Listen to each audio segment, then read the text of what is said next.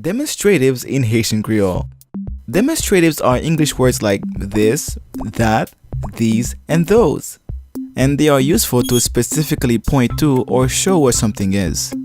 The Creole demonstrative ça means this or that, and the Creole demonstrative ça yo means these and those. Now, in Creole, the demonstrative always comes after the noun. For example, to say this boy and these boys in Haitian Creole, that would be ti garçon ça and ti garçon ça yo. So as you can see in these cases, the demonstrative appears after the noun.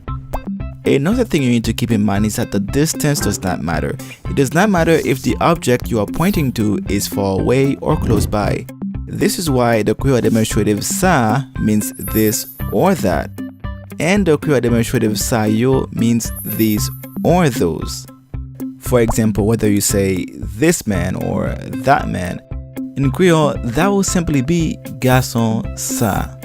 So that's it. Once you understand these two factors, you are good to go. So for more videos like this, please subscribe and thanks for watching.